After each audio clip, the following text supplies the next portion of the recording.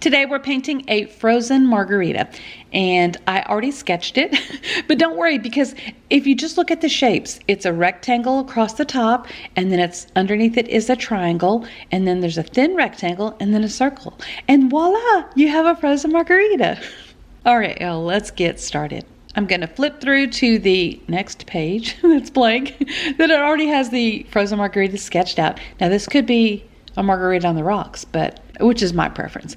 But I didn't do that. I was doing a frozen margarita because, if you didn't know, the frozen margarita was invented in Texas. It was created in Dallas in 1971 by restaurateur Mariano Martinez, and he got the idea from watching a Slurpee machine at a convenience store. Can you guess which one? And he modified that soft serve ice cream machine to mix frozen margaritas automatically. And that original frozen margarita machine is displayed at the Smithsonian National Museum of American History. Isn't that kind of cool? So as you saw, I just outlined everything with my Pentel Art brush pen. You can skip this part if that's not your jam, or you could use colored pencils, or at the beginning or the end. Like you don't even have to do it, but if you want to, you can do it at the beginning or the end, or use colored pencils at the end to kind of, add some additional detail. So it's totally up to you.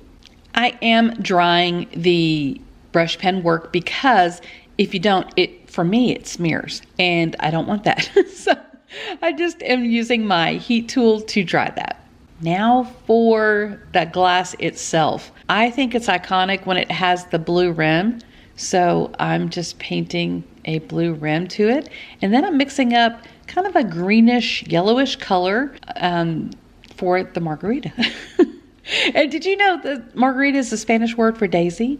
And the drink may have evolved from a classic cocktail called the daisy.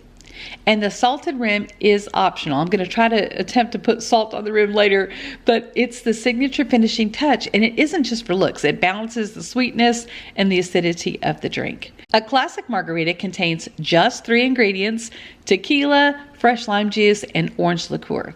And margaritas can be served shaken over ice or blended into a frozen treat, as I'm painting here. Tequila is the star ingredient and can only be made from blue agave grown in certain regions of Mexico.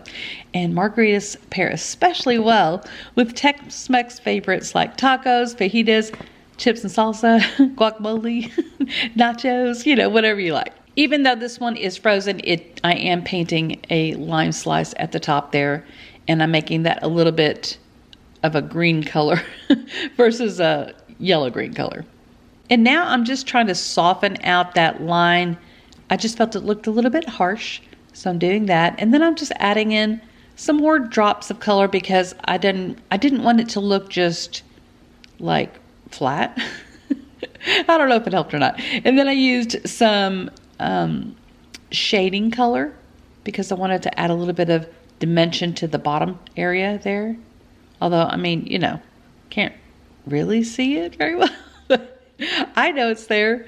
And now I'm trying to add in some of the salt, and I'm using the bleed proof white, and I'm trying to not make it look like little dots, although it does kind of look like little dots. But that's all. I'm just kind of stippling it on there. I'm doing my color swatching on the left. I started at the beginning of the series, and I'm continuing it on, and I also will do a little sketch on the left as well to be a point of reference, something that I can look back on later as my little tiny Tex-Mex painting sketchbook for World Watercolor Month 2026. And that's it, y'all. That's how it turned out. It's pretty basic, but I'm not a realistic painter, so it's not something that I strive to be. I just like illustrative painting more, or whatever you want to call my style. This is my style. Anyways, thank y'all so much for being here. We just have a couple more paintings left in this little series, and I hope you join me for those, and I'll see you in my next video. Bye.